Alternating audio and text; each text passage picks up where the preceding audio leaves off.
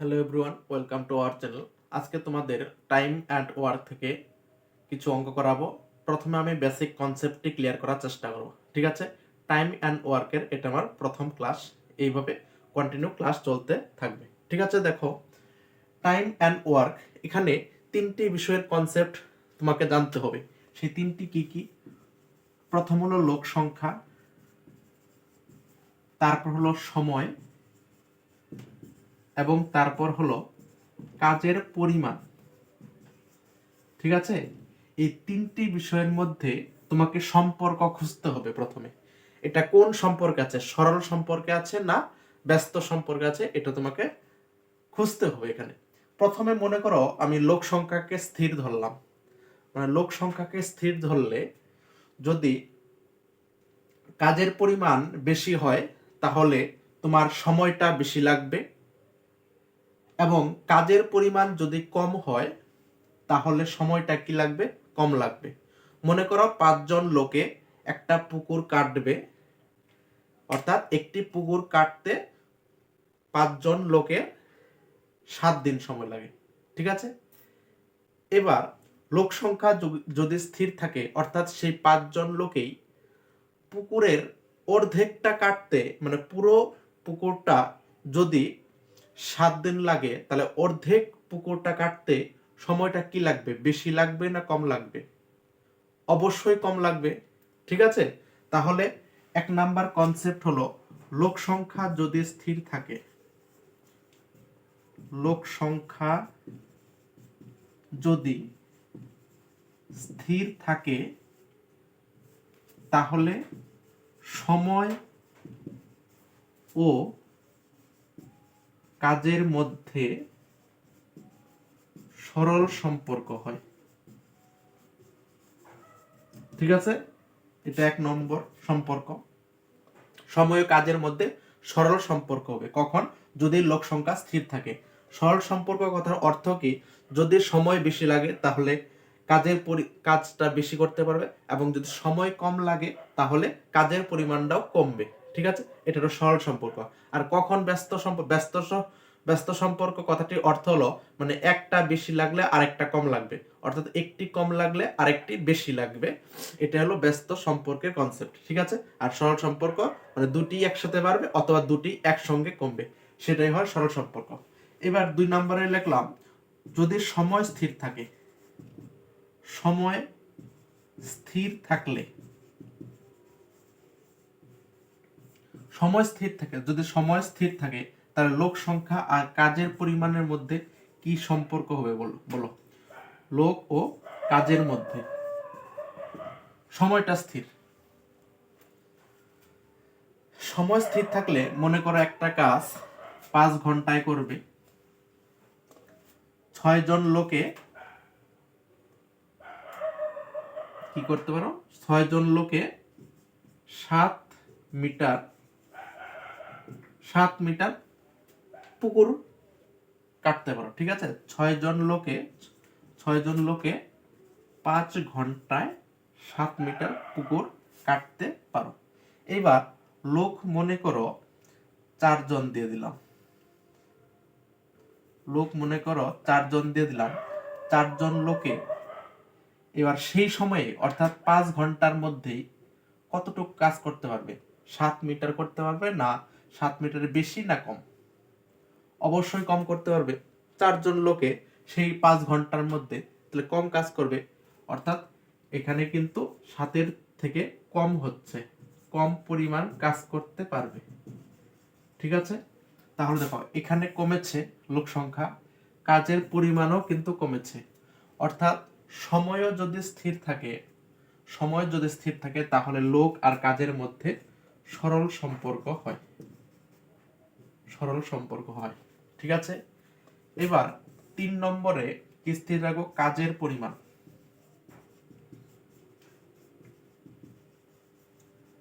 কাজের পরিমাণ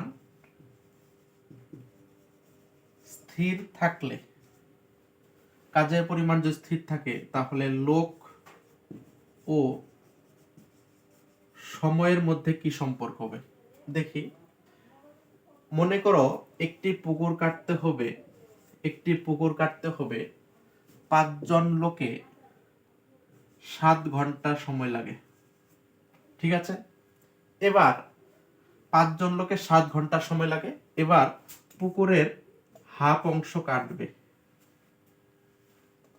না হাফ অংশ না, মানে একটি পুকুর, এখানে যেহেতু কাজের পরিমাণটা স্থির রেখেছি, তাহলে কাজের পরিমাণ মানে 1 অংশ কাজ, অর্থাৎ একটি পুকুর কাটতে যদি লোক সংখ্যা কমিয়ে দিই, 4-এর জায়গায় কত করলাম 4 জন, 5-এর জায়গায় 4 করলাম, 4 জন লোকে ওই একটি পুকুর কাটতে সময়টা কি বেশি নেবে না কম নেবে?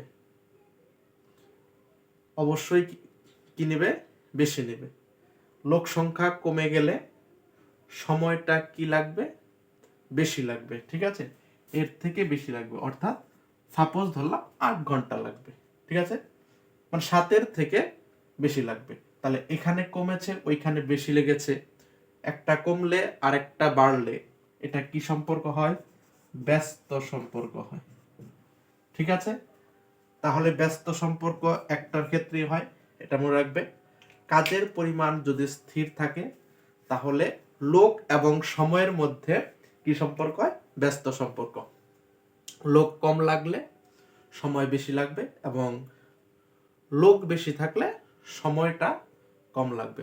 ঠিক আছে, দেখো 1 নম্বর কোশ্চেনটা কি আছে, বলছে একটি কাজ 6 জন লোক 18 দিনে করে সেই কাজটি 9 জন লোক কত দিনে করতে পারবে?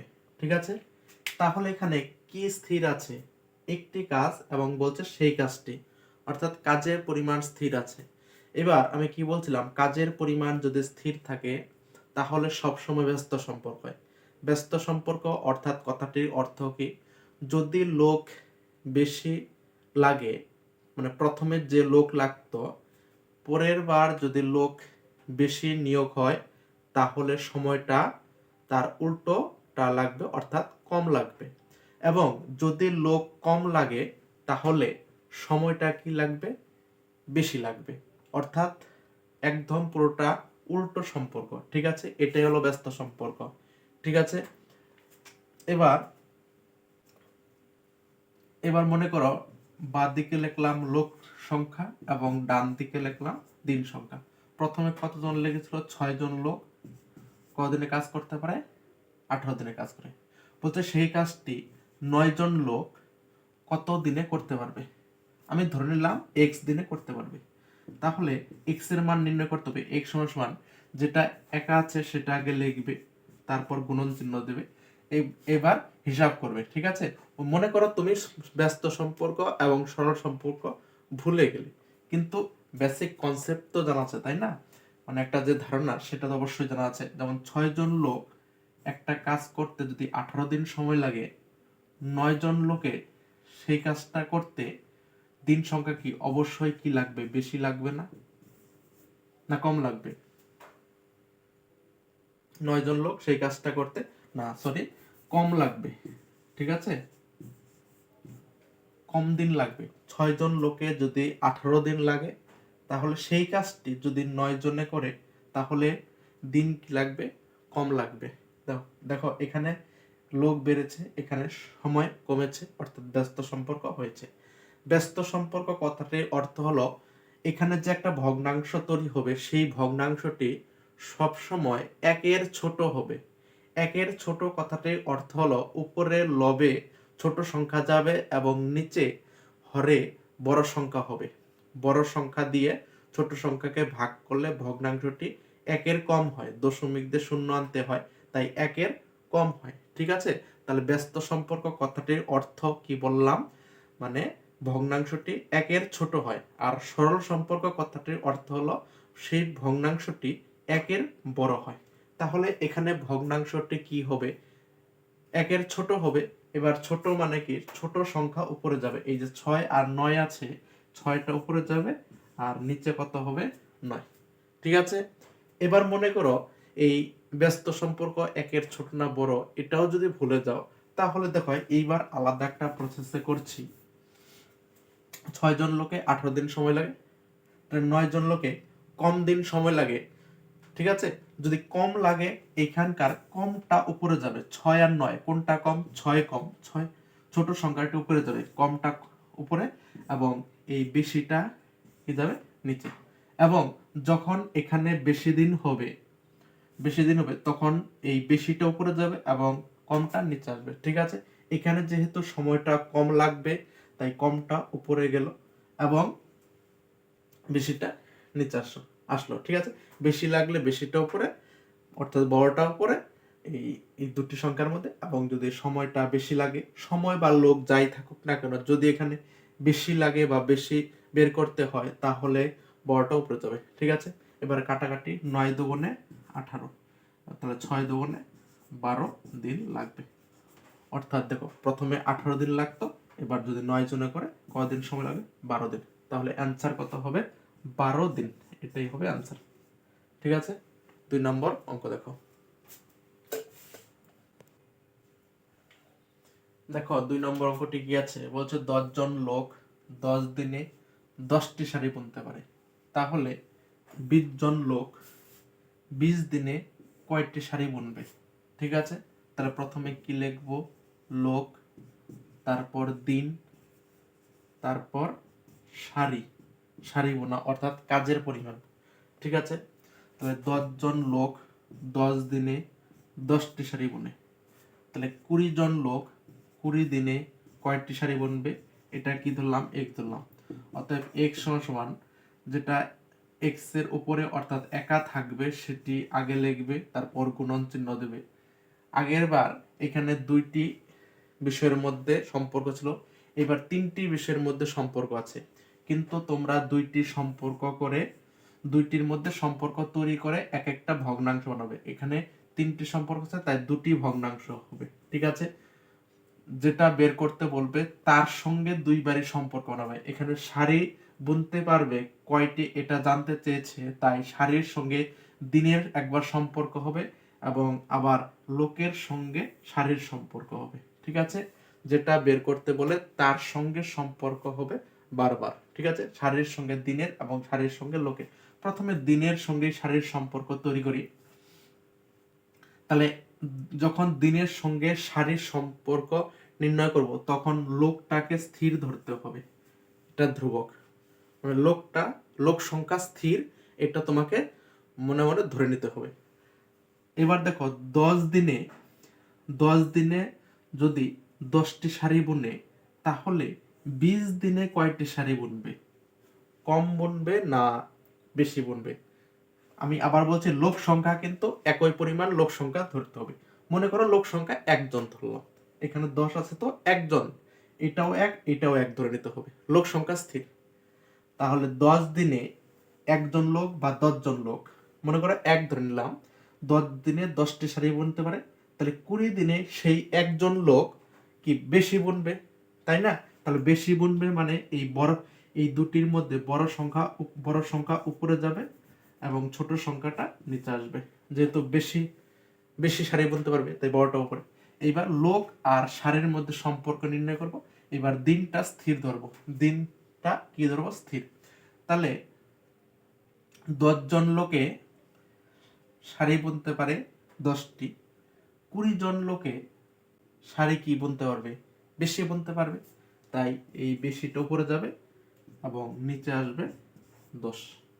10 10 কাটা, 10 দুগুণে 20, তাহলে 20 দুগুণে 40টি শাড়ি বুনতে পারবে, এইটাই আনসার।